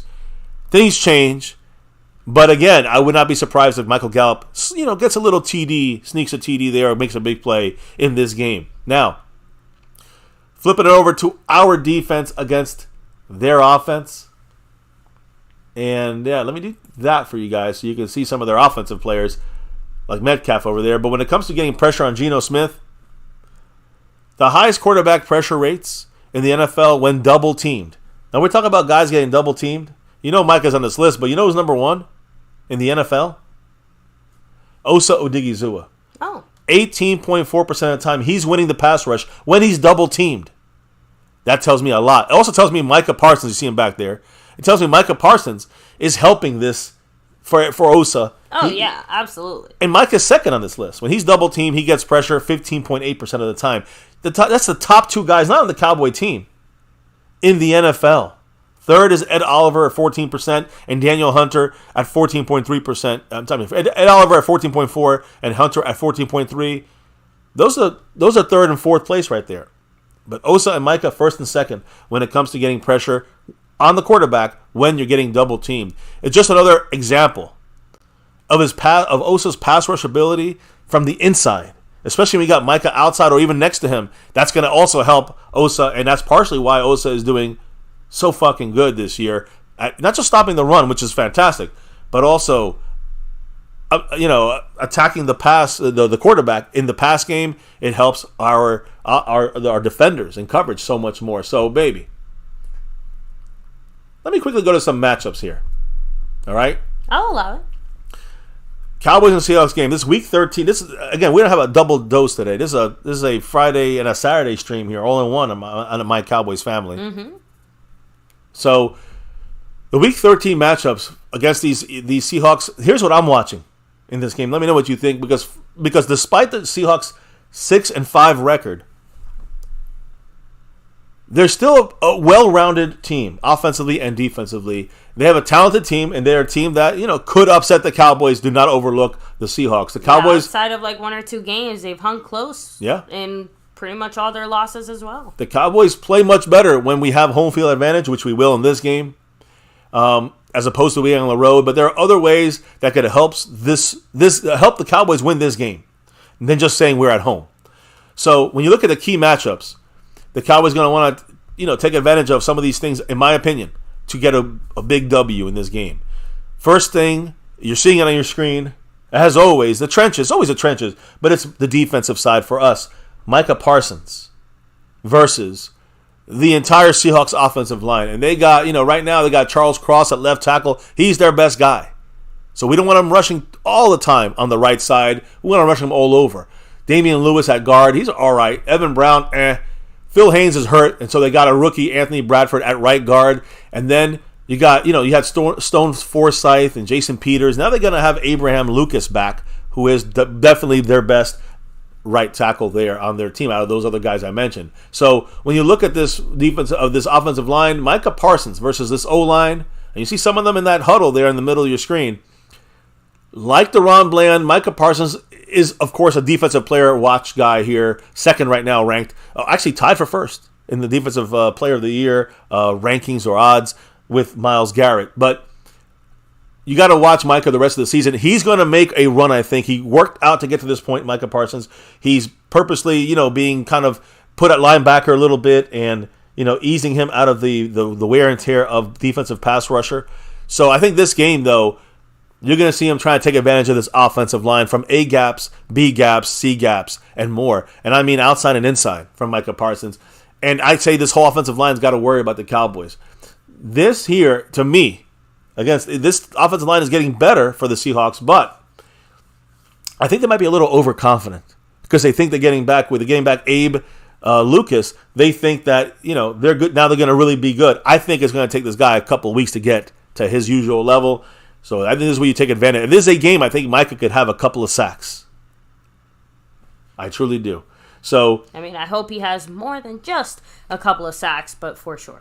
Yeah, I mean, listen, if he's wrecking it out there, we'll take a sack or two, and everybody else can feast as well. Now, I want to say this. When you look at his chances to win Defensive Player of the Year, you're looking at a couple sacks in this game. That would help him, right? And when you look at Geno Smith, he's the 10th most sacked quarterback in the NFL. I know he's got some issue with the offensive line. They got one guy back, and now they're losing a guy at the guard spot. They get a tackle back, they lose the guard. So I think Geno Smith is still in trouble. Against our defense, you definitely got to believe that. He's 10th most sacked. His offensive line has big-time struggled in pass protection. They might be a little bit better on the outside, on the edges now, but inside they got weaker. So whether it's Osa, whether it's Micah, that is a major, major key in this game for us to win. Watch Micah, watch Osa, and if we can win pass rushes there, this is over for the Seahawks. They're going to throw picks, sacked, fumbles. That's what's going to happen in this game.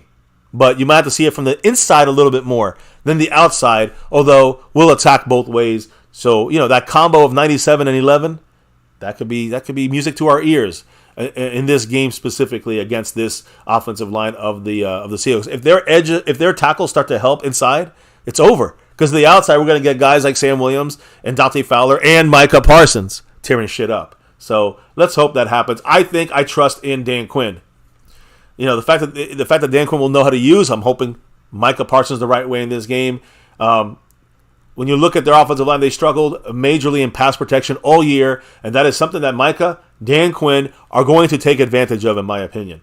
So I believe, don't hate me here, guys, but I believe this is a game Micah gets, and this could be a bold prediction. He gets a multi-sack game. I say 2 sacks, 3 sacks, possibly in this game. If he wasn't held so much last game, he would have had 3 sacks. So Micah's going to have, I think, 2 sacks in this game at least, maybe 3.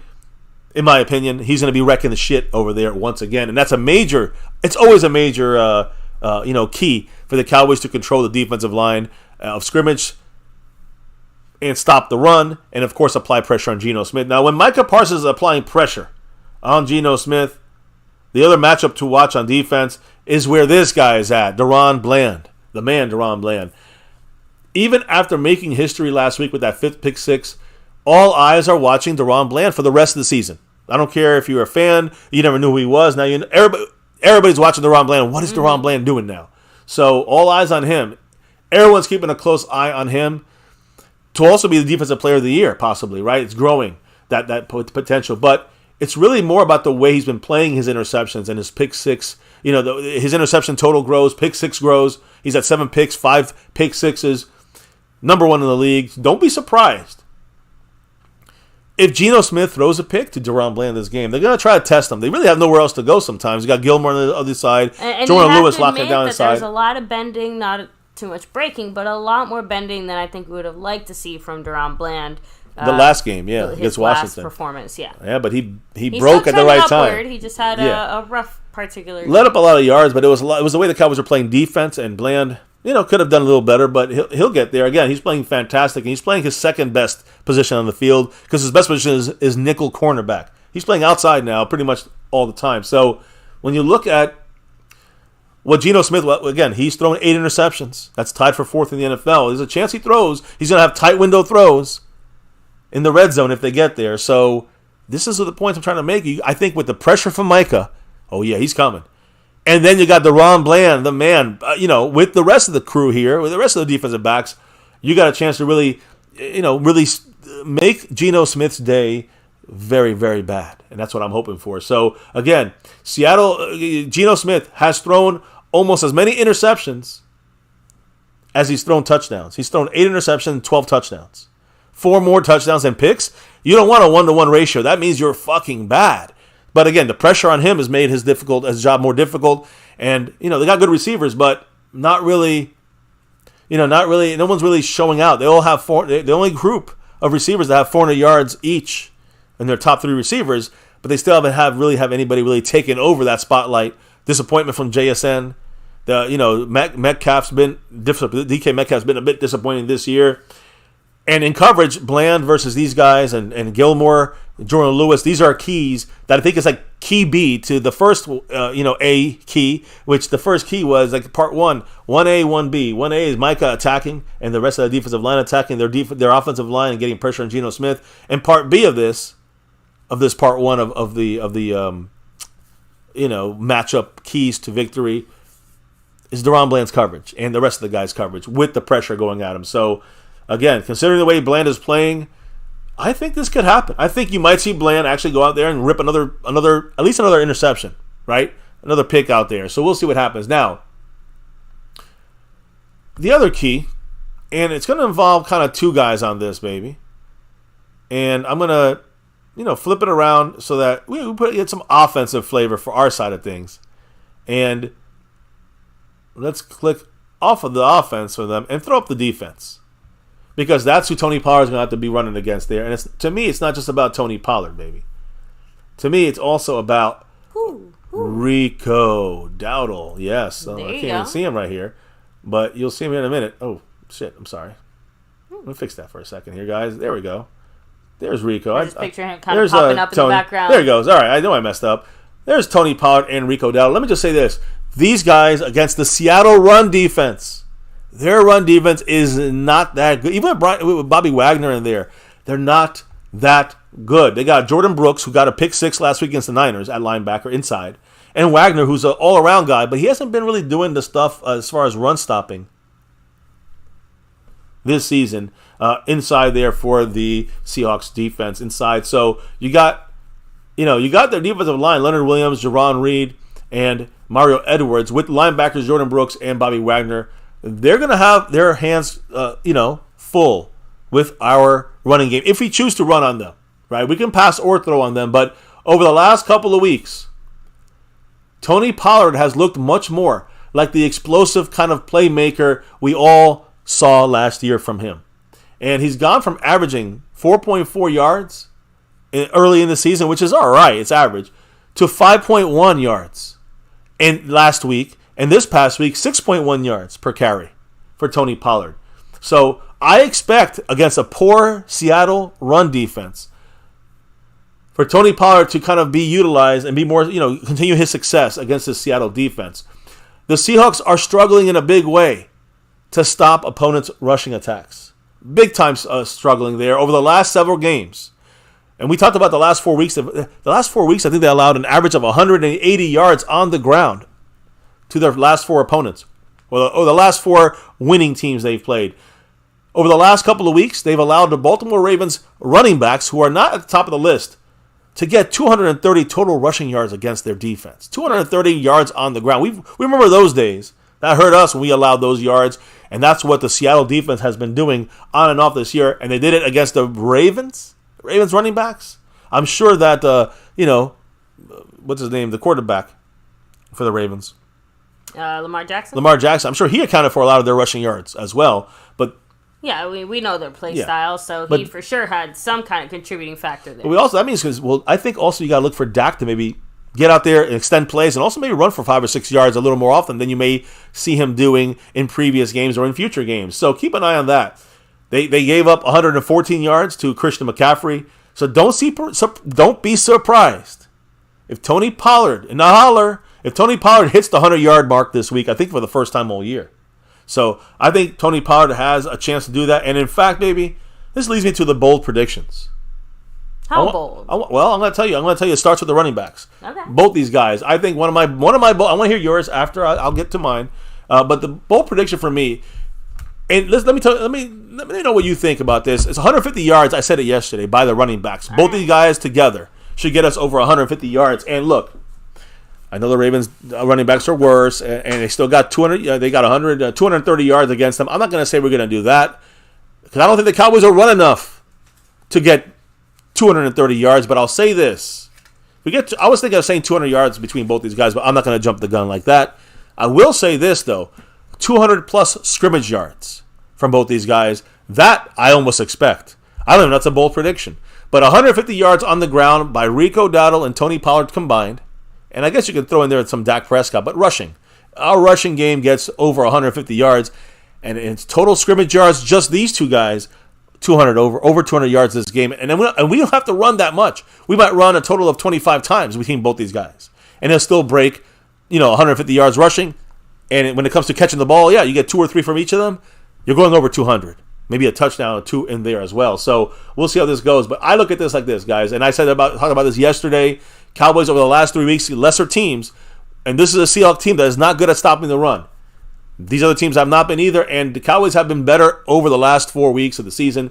The Cowboys have since week 10, 3 weeks, the Cowboys have the 4th best rush EPA in the NFL. 4th best.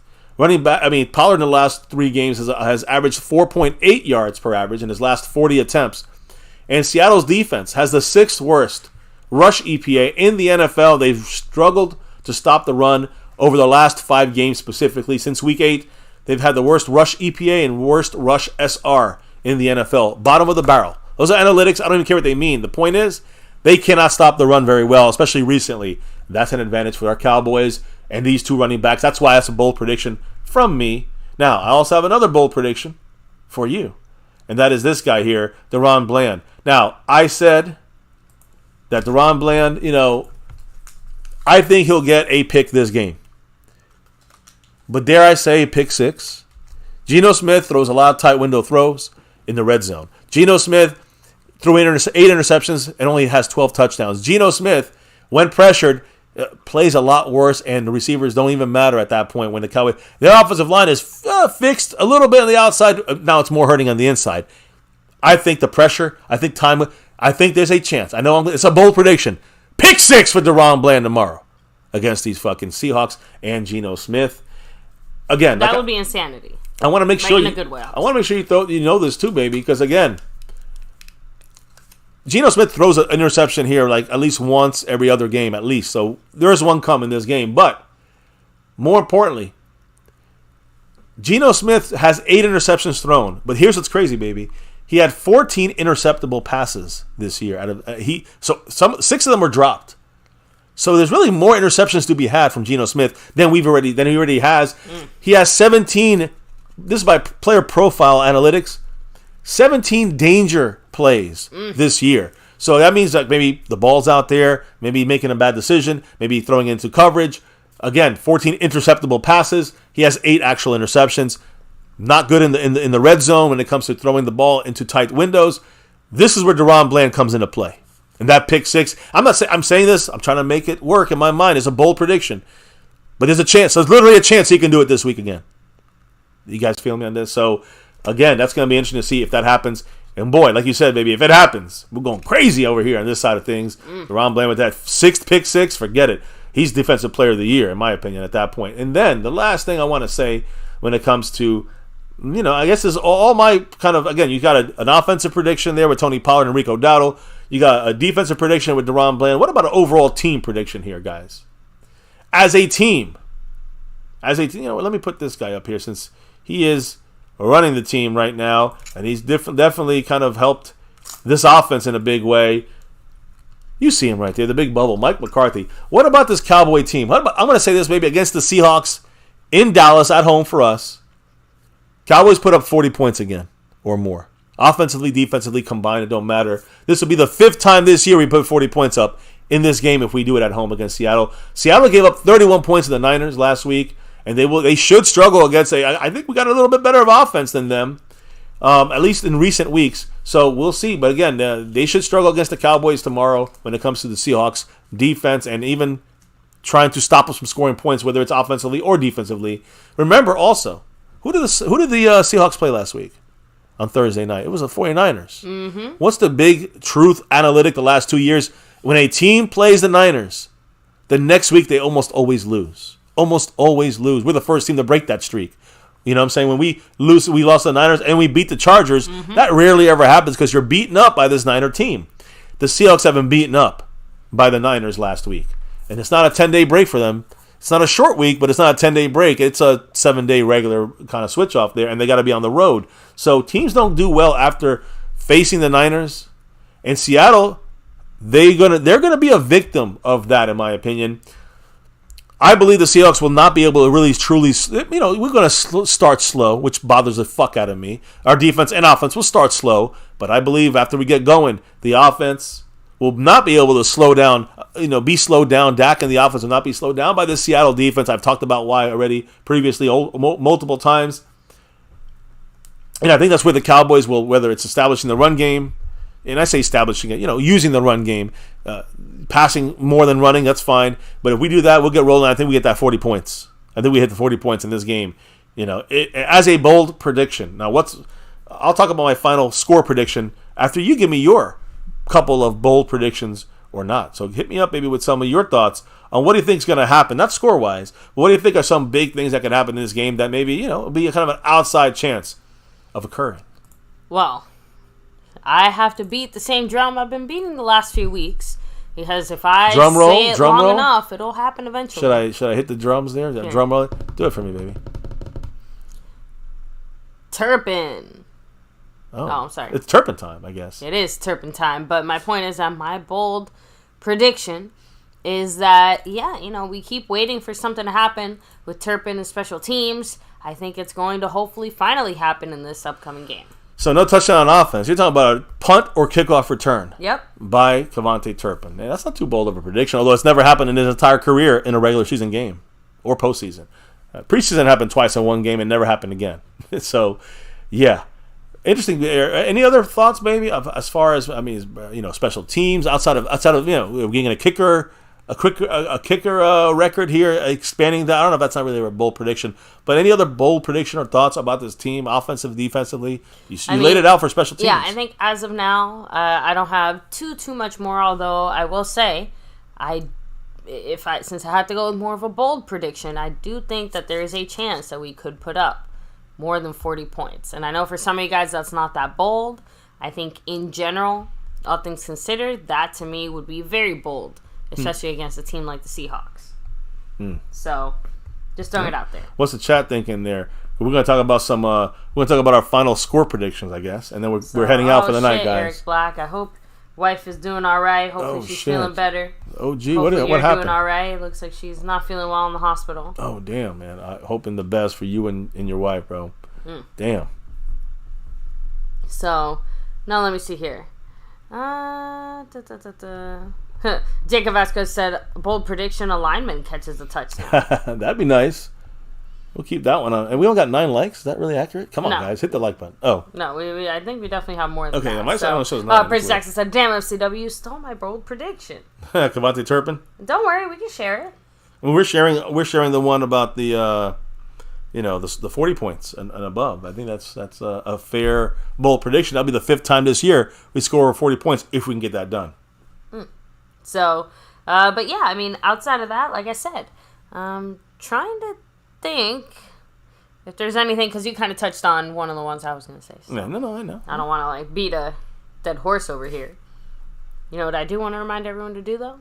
Let me know. What? Hit like, subscribe, hit that notification bell, follow us anywhere and everywhere at MyCowboysFamily. Of course, hop in Discord. Link is down below in the description box. And I will go ahead and repeat this one, just because it does, I think, bear repeating. But yes, I do think Turpin finally makes something happen there. He's been itching for it, dying for it here now for forever. So, what do you think about your final score for this game would be? And this is not a bold prediction. What do you truly think this final score will be? That one is tough. I'm going to go back to Skeptical Fan's original comment. I'm going to stick with that. 31-17. It's 31-17. I know, I probably should maybe add a little bit more to it, but realistically speaking, I do think they'll get close to 20 points on us. I can't necessarily see us passing 40 points, so... Well, my bold prediction was that we're going to hit 40, so I gotta say we're going to score... I'm going to say we score 40 points. Exactly 40 points. And I think they're going to put up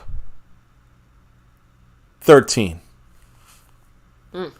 Blowout. Even though it'll probably be like 20-13 in the fourth quarter, but the Cowboys win 40-13. No, I'll take that any day of the week, and especially twice on Thursday. Yeah, not Sunday this time. But yeah, I mean, the Cowboys, looking at these numbers, I mean, this is a team that's going downhill trajectory-wise. They're a team that has a lot of issues on defense and offense, and right now they're still weak on offensive line. So to me, this is a game the Cowboys, again, if we start fast, it'll be over quickly, and it'll be exactly what we need as we prepare for the Eagles. But if we start slow and we play around, play with our food, as some people have said, then you'll see the Cowboys, have to work harder. We might have an injury or two now because we played around. And, we still pull out the win probably in the end when things start to snowball against a team like Seattle, if they are down by not just a touchdown, but now they're down by 13. They're down by 20 points. They're down by 27 points. Now it'll be bigger than that, and that's why I think the Cowboys pull away. I'm going by the way they've played, the way they've showed me. If it's up to me, this score would be fucking 24-0 at halftime, and we can start reeling it in, and we can win 31-10, at the end of the game, and everyone's nice and healthy and crispy and clean. So, I'm just saying, like, that to me would be better, but the Cowboys haven't got to that level yet to be able to get out there, get the faster start, and then just end the game quicker. They've only done that a couple times. I guess the easier teams, this will be their biggest challenge, and the start of a 5-game tough challenge here against 5 tough teams in a row, no matter how you slice it. These are the toughest teams in the NFL right now coming up, basically, other than the Niners and the Chiefs. These are the next group of teams, the next gauntlet of games that will prove the Cowboys if we're ready for that Super Bowl run or just pretenders. Baby, I think our score predictions are in. Any last comments? And, of course, hit the comments, hit the shout-outs, kind of 1-2 punch as we get out of here for the night and get ready for the big game tomorrow. Thursday Night Football right here, My Cowboys Family. Of course. So, by the way, I do want to take another second here. Eric Black and the wife, of course, wishing them the best, sending them all the love there. And Eric said 27-20 Cowboys, so all right. A little bit lower, a little bit close closer. Game. But that'll be giving me a heart attack there. But yes, I feel you, man. The Cowboys have shown they could allow that to happen too. Let me see. Jacob Vasquez said, my bold prediction is Micah gets his first interception. Ooh, I like that. That's nice. I like that. Let's see what happens. Got a couple fumble recoveries and a touchdown, but no pick yet. Presley Mitchell said, no, we're on fire. Chalked on Montana away said, Dallas starts a fast, bold prediction. Sorry, Dallas starts fast, bold prediction. That is a bold prediction. That is a bold prediction, by the way. We starting fast is extremely rare for the Cowboys, so that's a good bold prediction. That is a good bold prediction. If we start off fast, we do win by 45-3. We do kill them because we have control because we make their entire team be one-dimensional. Game's over. If we let a team stay in it 3 quarters, they're going to look better than they really are. So I agree, Montana. If we start fast, we get a bigger win. So, anyway, a little Dallas Cowboy, even you real shit. Much love, C. Bass, Jacob Vasquez, Presley Mitchell, Choctaw, Montana 808. We have Rare in the house saying 35-21 Cowboys because Thursday night football games are unpredictable. That's true, but they're also kind of crappy usually, right? Hopefully it's a blowout. Yeah, we blow them out and it's crappy. 35-21 I would still consider in the blowout realm, even if they did end up scoring was that late more touchdown, than 20 right? on us. Like he said, Thursday night football sometimes can be a little unpredictable. So true. Let me see. Prince Jackson, much love. He said 30-10 Cowboys. That's a more realistic kind of overall kind of score if things go get crazy. Let me keep going here. Amazing Games, much love, saying Dallas 35, Seahawks 10. I like that. Another realistic one. At the end of the game, that means we were closer in that game. It was probably 17-10 or 20-10 in the fourth quarter. Oh, so, no, just kind of going back here. I think we touched on most of the comments, so let me keep rolling with the shout-outs here. Giacomo Fisher, Rare, C. Bass, Prince Jackson, Jacob Vasquez, Presley Mitchell, Real Shit. Boo, the Squealers. See, Loon Santos, Pale Moon, Jacob Vasquez. See, Drums and Cowboys, much love, amazing games. Loon Santos, Pale Moon. We have Prince Jackson. Yeah, I think, as far back as it lets me go here. So, with that said, baby. Well, we got to also, I want to make sure, a couple last shout-outs here. I know you got the leaders of the board, and we also got a leader here when it comes to giving back, and that's the Lunatic 4-prize raffle. By the way, the sponsor of the week currently is the great Snug X. You know why he's here. He's also the Cash App King. Back-to-back on both these boards for Snug X, like our 90s Cowboys. And then you look at the other side of the board, the queen of the stream, Mary Alvarez, the stream boss. Mary Alvarez, also the gifting champion. Much love to the great Mary Alvarez on those boards as well. Now, we also have some new leaders. Of course, Mary's still repping that board with 70 points. But the person coming for that crown, for her queen crown over there as a gifting champion, is Skeptical Fan, who's dropped 5 on it. Much love to him. He's in the lead right now on that side of things.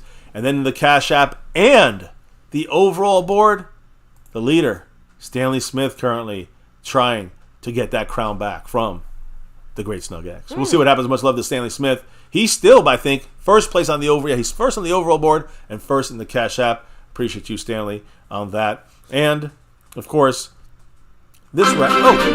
This round. I was going to shout out everybody in the house. That's Drop the Love today. Much love to Eric Black, who is part of that Navy Blue crew. Giving his little monthly comment. Baby, what did he say?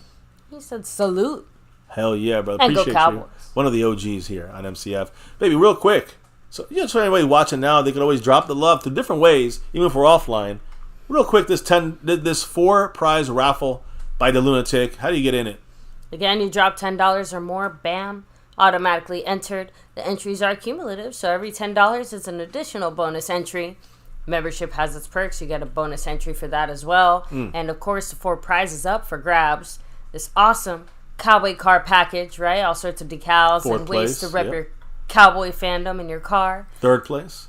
That's awesome. Customizable shirt, any name, any number on the back, along with a Micah Parsons embroidered signature hat. Right there, you see it there. So that no cap. That 1-1, no cap. That 1-1 right next to it too. And first place and second place, same prize, but you get first place gets 1, second place gets 1 of these sewn and stitched Cowboy Moss jerseys, authentic like the whole 9 yards. Your choice of the player, style, and size available. As long as we got it, we got you. Yeah, so I can't wait to see who the winners are at halftime of the Eagle game next weekend, not tomorrow's game. Keep that in mind. So you guys got a whole week, but we will probably be off a couple streams. So if you don't drop the love through here, we can't keep tallying them and adding the unlimited entries.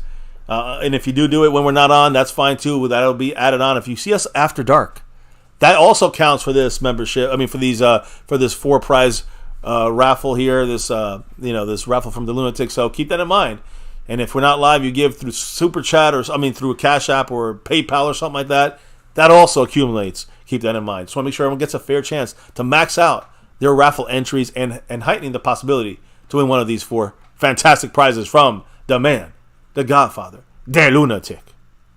Much love out there to everybody who's in this thing, and to those tonight that specifically dropped that love from above. Who are they? Jason Renfro, who also gifted a membership. Skeptical Fan, who also gifted a membership. Jacob Vasquez dropping a couple 5s on it. And, of course, amazing games repping that star over everything. So, baby, I want you to tell me and everybody in the chat, why do we do this thing here at My Cowboys Family each and every day and night? It's that navy blue, that silver too, and that star over everything. Woo! We got that win, lose, or draw slogan. Good, bad, or ugly. You know how it is here on this channel. We want 6 and beyond. And we always rep that star over everything. Here on this channel, My Cowboys Family, 6 years plus on YouTube. Never forget the number one thing here, now, and forever. As always, go Cowboys. Let's get that 6 and beyond. You know I want it. It says it on my goddamn shirt. So, guys, thank you for dropping your knowledge in the chat all night long. Can't do this without your guys' love and support. And, of course, Truly humbled by the drops of love from above. But now it is time to clock out and drop out for this stream. Back tomorrow. Game day reaction, guys. Lights, camera, action. Be here with us. It's on Amazon Prime. We got it. So we'll be watching to keep you updated on every single thing that happens, every single play, and giving you our true fandom reactions, and also, pretty accurate discussions that we give here about our game. So stay tuned here. Can't wait tomorrow. We'll be live and in the flesh. The wife and I repping that star for everything. But before we can officially drop out of here for the night, baby, tell everybody what we got to do. We got to drop the beat. Oh, yeah. The beat's been dropped. The night is over. But there's another one right around the corner.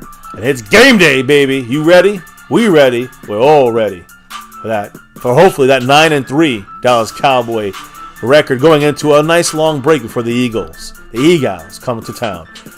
Again, guys, appreciate everybody, taking part in another stream here, another live stream, live with the news, info, and updates on our Cowboys. Another Cowboys chat in the books. It's a wrap here. Hopefully, we'll be slapping that head off of the Seahawks, chopping the head off tomorrow. By this time, we'll be nice and full after we pluck the Seagulls. Can't wait. And here in MCF, it's about that navy blue, that silver too, that star for everything. You know it. Never forget the number one thing here at My Cowboys Family. Much love to everyone in the house, even the haters. Appreciate you all. Guys, truly hit that like. Of course, don't forget to hit that like. Hit subscribe. Hit that notification bell. And truly appreciate everybody here rocking with us over and over again on the nightly.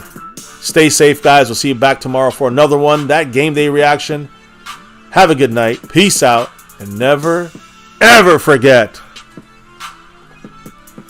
Go Cowboys!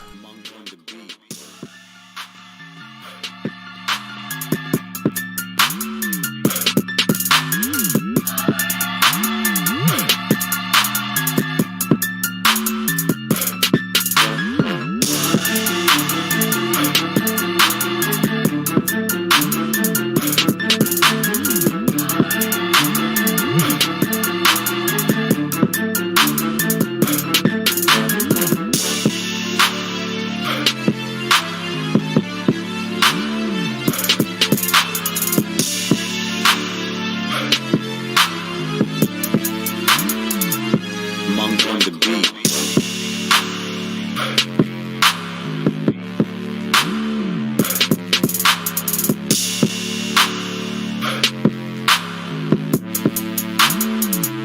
Monk on the beat.